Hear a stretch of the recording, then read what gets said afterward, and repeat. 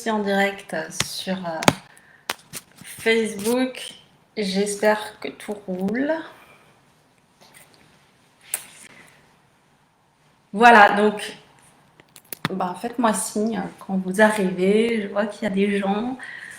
C'est cool. Bonjour tout le monde. Salut tout le monde. Coucou. Je vous propose un horaire un petit peu différent d'habitude. Je me suis dit que ce serait bien de changer aussi. Et voilà, pour pas rester tout le temps dans la routine, pas rester tout le temps dans les habitudes. Coucou tout le monde. Bonjour. On va commencer par déjà se poser et faire un petit peu de calme à l'intérieur de soi. Hello, bonjour. Et déjà se connecter à sa respiration et s'écouter, respirer, être vraiment attentif, à juste lâcher le mental et à écouter juste le silence, le calme, ou pas d'ailleurs. Il se peut qu'on ait des pensées et on va s'entraîner à les observer, à les laisser passer et à être vraiment présent au moment et à décider que c'est notre moment et que pendant ce moment-là, on fait rien d'autre et qu'on va juste hello Elsa et qu'on va juste s'accorder ce petit moment-là. Je pense que ça va durer 15-20 minutes maxi pour que ce soit quand même agréable à regarder pour ceux qui ne sont pas en live et que ce ne soit pas justement dans une vie où on a l'impression de ne pas avoir le temps et où on a l'impression de courir beaucoup, où on peut vraiment se prendre ce petit moment. Donc on va vraiment se poser, observer sa respiration, s'écouter respirer. Et puis décider d'être présent, d'être là. Pour ce sujet qui est un sujet important pour moi, qui est pourquoi est-ce que le développement personnel ne suffit pas toujours à être zen. Alors comme tu le dis Elsa, des fois on a des journées qui sont plus difficiles que d'autres. Il y a des moments qu'on préfère, il y a des moments qu'on trouve moins agréables et c'est aussi se rappeler que tout ça, c'est des perceptions du mental, c'est des perceptions de notre cerveau qui veut toujours mettre des étiquettes sur ce qu'on est en train de vivre. Coucou Fabrice.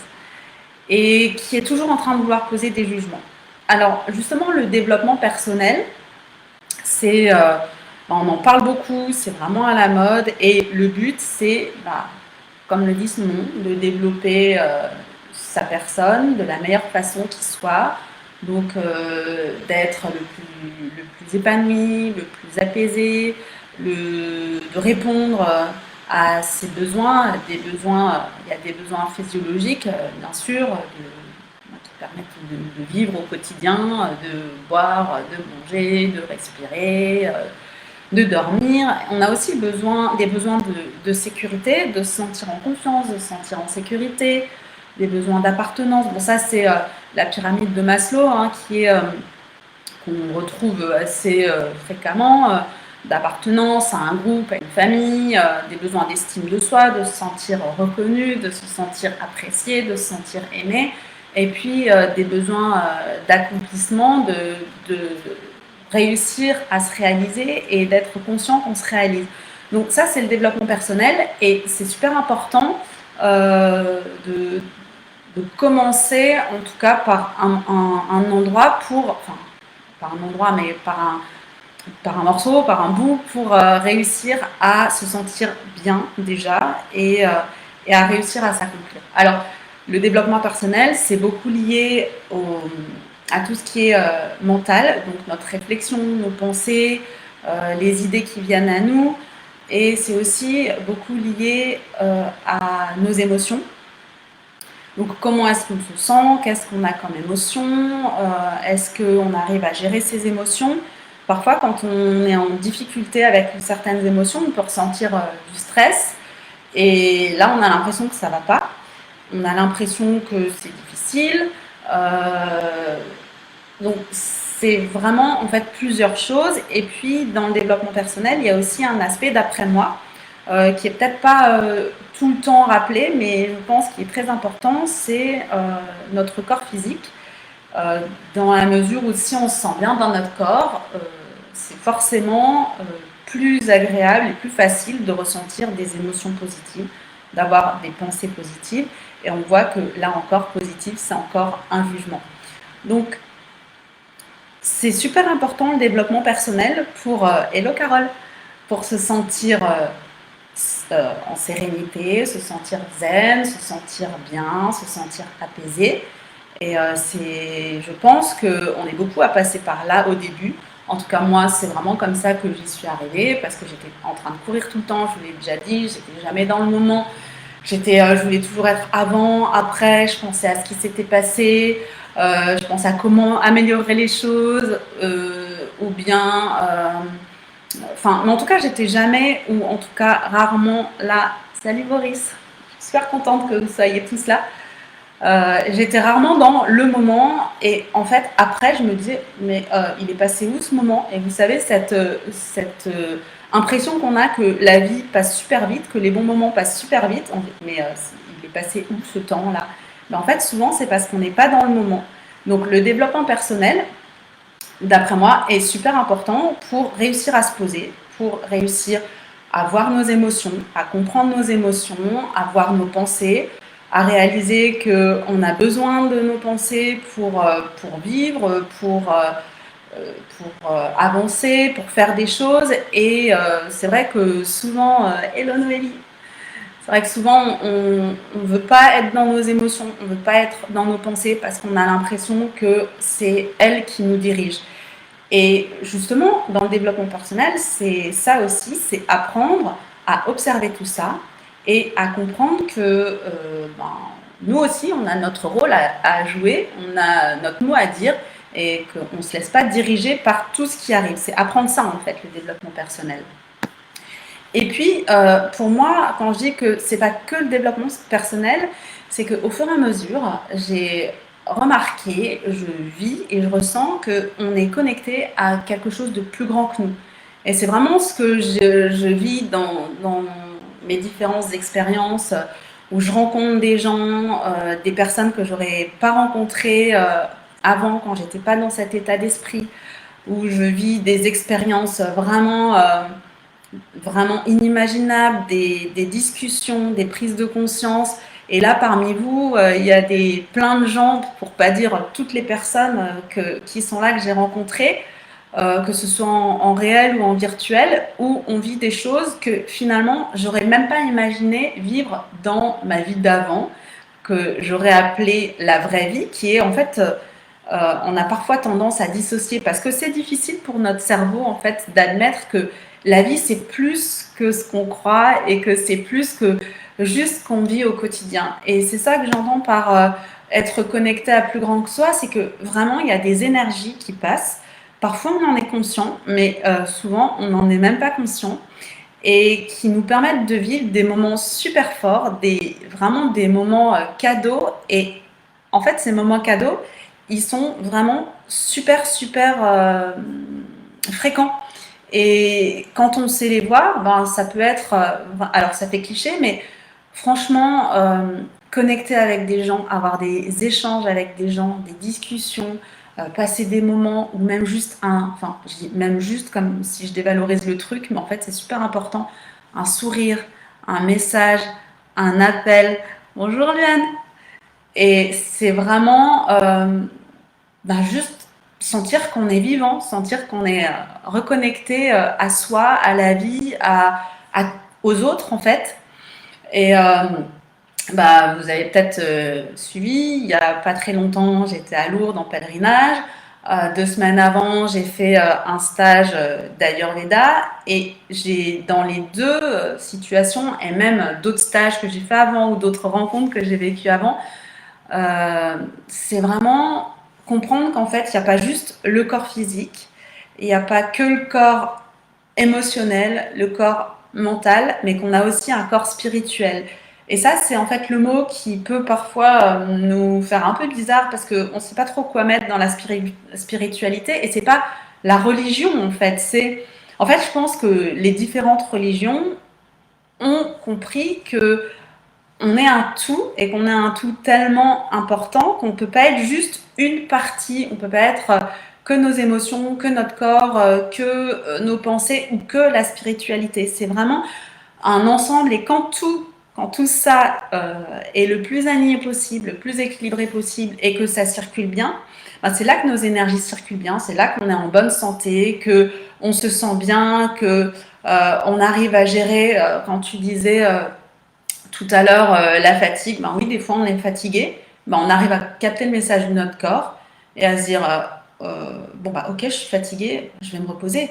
Je vais me reposer, ça peut être juste se reposer soit physiquement, faire une micro-sieste par exemple, ou une sieste plus longue si on a besoin, mais ça peut être aussi se reposer émotionnellement, dire bon bah voilà, là je me prends 5 minutes juste pour moi, j'écoute une musique qui me fait du bien, une musique qui m'apaise, et je pose mon attention sur la musique et pas sur ce qui est en train de venir en boucle, de trotter dans ma tête. Et écoute, ça fait du bien aux émotions, mais ça fait du bien aussi au corps physique. Après, on se sent vraiment régénéré avec tout ça. Alors, je ne sais pas, vous, quel est votre avis, ce que vous en pensez de ce que je vous dis? Est-ce que ça vous est déjà arrivé de ressentir que oui, c'est vrai, en fait, ben, je suis plus que juste ce que j'ai l'impression d'être là à ce moment-là. Et en fait, finalement, c'est le mental qui nous fait croire que, ben voilà, par exemple, je suis... parce qu'il veut toujours mettre des étiquettes et nous définir. Ben voilà, je suis un homme, je suis une femme, je suis une élève, je suis un enfant, je suis un adulte, je suis... parfois, on se définit en fonction de sa profession. Je suis une coach. Alors là, moi, par exemple, j'ai vraiment appris... oui, coach, mais pas que. J'accompagne, mais pas que. Je parle avec les gens pour faire des prises de conscience, mais pas que. Et en fait, c'est super intéressant de voir qu'on est plus que ça. Et finalement, je trouve vraiment que réussir à être zen, en fait, parfois c'est stressant. Parce que c'est comme si on se fixait un objectif d'être zen, alors que la vie, c'est justement pas toujours la zénitude. Qu'il y a des situations dans la vie où on n'est pas zen et où on peut pas être zen, on peut pas se permettre d'être zen parce que on a besoin d'être présent, on a besoin d'être dynamique, on a besoin voilà d'avoir de l'énergie et merci Sandrine d'être tout à fait d'accord avec moi parce que ça me conforte dans mon idée que il y a plein de choses qui arrivent en fait et que quand on recherche toujours la même chose, le même état, bah, finalement c'est encore le mental qui est là et qui a peur de l'inconnu en se disant ouais mais en fait s'il y a une nouvelle émotion qui arrive, est-ce que je vais réussir à la gérer? Est-ce que je vais réussir à faire face à ça? Et en fait, bah, quand on comprend que la vie c'est plein de choses différentes, c'est là que un jour on se rend compte et on remarque, mais finalement je suis beaucoup plus serein ou je suis beaucoup plus sereine maintenant parce que j'arrive à accepter ce qui arrive sans me faire des prévisions, sans me faire des scénarios, sans me faire sans ne pas vouloir sortir de ce qu'on a prévu. Alors oui, c'est vrai, Lynn, ça fait un peu peur. Et la peur, c'est une émotion aussi. Donc on peut s'entraîner à voir cette peur. Qu'est-ce qui... Est-ce que c'est embêtant d'avoir peur? Pourquoi on ne veut pas avoir peur? Et c'est vrai, comme tu dis, Sandrine, on est là aussi pour expérimenter plein de choses, plein de situations. Parfois, notre mental, il veut pas, parce qu'il veut expérimenter que des situations agréables, que des choses voilà, confortables. Et oui, c'est vrai, le risque de s'enfermer dans le développement personnel, c'est parfois, enfin, ou le risque, c'est, comme tu dis, faire le risque de s'enfermer dans ce développement personnel et d'oublier de vivre tout parce qu'on veut vivre que des choses qui sont confortables. Ben, par exemple, avant cette semaine de stage en Ayurveda que j'ai fait il y a 3 semaines, moi, je ne savais pas trop ce qui... Alors j'avais une idée bien sûr, hein, mais je ne savais pas trop ce qui allait se passer. Je suis partie une semaine en groupe, on était il y avait des stagiaires, il y avait des curistes. Je savais que pendant la semaine, j'allais pas être en contact avec les gens que je connais, avec mon entourage, que j'allais vivre. Voilà, on était dans des chambres à plusieurs avec des personnes que je connaissais très très peu, que j'avais vues juste une ou deux fois avant. Et c'est vrai que mon mental, il s'emballait un peu. Qu'est-ce que je vais vivre? Est-ce que ça va être bien? Est-ce que ça va être pas bien? Et puis au bout d'un moment, je me suis dit, bon ben vas-y, lance-toi et on verra bien. Parce que si on veut vivre des super choses, il faut accepter le risque de vivre aussi des choses pas super, entre guillemets. Et je suis ressortie de cette semaine, mais c'était juste génial, quoi. Et alors là, j'ai encore plus compris, comme pendant ma semaine à Lourdes, où il y a toute cette ferveur, toute cette énergie, toute cette solidarité que finalement, c'est ça en fait, être connecté à plus grand. Et c'est ça qui permet de s'autoriser à vivre des expériences parce qu'on est ouvert à ce qui va arriver. Alors, c'est vrai que... Hello Mathieu. C'est vrai que parfois on ne sait pas, et heureusement en fait qu'on ne sait pas tout ce qui va arriver, parce qu'il y a des choses qu'on ne vivrait jamais, parce qu'on se fait des idées sur comment ça va être, et en fait c'est comme ça qu'on vit vraiment des moments grandioses. C'est vrai qu'aussi parfois on a peur de mettre des mots, parce que ça peut... C'était une discussion que j'ai eue justement avec une personne que je suis. Ouais, mais bon, ça fait peut-être un peu, je me la pète de dire, non, en fait, si on a vécu l'émerveillement, c'est que c'était vraiment un truc merveilleux. Et ça, c'est plus que le développement spirituel, le développement personnel, c'est vraiment un développement, d'après moi, spirituel, dans le sens où c'est le développement complet de la personne, et du corps physique, et des émotions, et du mental, et de ce qui est plus grand que nous, en fait. Et finalement, parfois, est-ce que c'est vraiment nécessaire de mettre des mots? On arrive vraiment à quelque chose, je trouve, de super fort qu'on ressent, et que on n'a peut-être pas envie ou pas besoin de mettre des mots. En tout cas, c'est vraiment dans ce sens-là, c'est vraiment ça en fait que ceux qui travaillent avec moi le savent, c'est vraiment dans ce sens-là qu'on va, et c'est pour s'explorer, pour mieux se connaître. Et c'est vrai que, comme tu dis, Sandrine, les peurs, ça peut avoir ça de magique une fois qu'on arrive à les dépasser, que en fait il y a toujours des cadeaux derrière, il y a toujours des miracles derrière. Écoute, je suis contente si toi aussi c'est libérateur, et quand tu dis que ça fait écho chez les autres, c'est vraiment ça, c'est qu'on est miroir, et que c'est libérateur pour nous, c'est libérateur pour les autres, et finalement c'est libérateur pour plein de gens. Donc ça fait du bien. Et même quand parfois on ne remarque pas, on ne se rend pas compte que ça fait du bien. Et c'est aussi la connexion plus grand que nous, qui est encore plus que le développement spirituel, qui nous fait comprendre que, en fait, c'est ça la foi. Que même quand il y a des choses qui sont inconfortables, même quand il y a des choses qui nous font peur, et ça nous arrive à tous, de se dire, mais en fait, j'avance, j'expérimente des choses, et après le cadeau, c'est ah ouais, mais c'était quand même des super expériences que j'ai vécues. Alors, je ne veux pas parler trop longtemps parce que ça fait 19 minutes déjà. Si vous avez des choses, des questions, des choses qui vous viennent, bien sûr, on a encore quelques minutes pour en parler.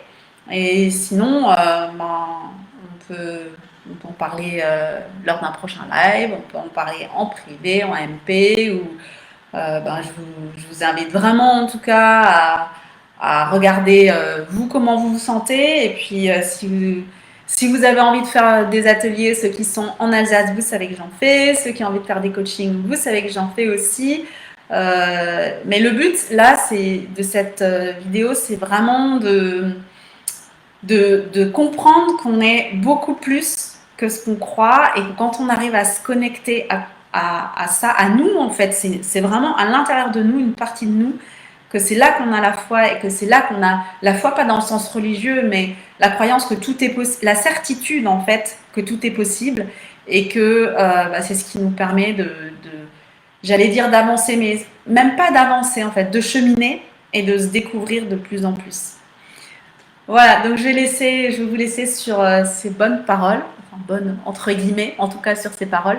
Je suis super contente que vous ayez été là. Je suis super contente d'avoir vécu ce moment avec vous, d'avoir partagé tout ça, toutes mes idées avec vous, ceux qui sont là maintenant, ceux qui verront plus tard en replay. Et puis, je vous dis à très très bientôt. Et merci Sandrine, ça me touche vraiment tes encouragements. Moi aussi, je trouve ça super ce que tu fais, je te suis et c'est vraiment super génial. Je vous fais de gros bisous et je vous dis à bientôt. Ciao, salut. Merci Boris.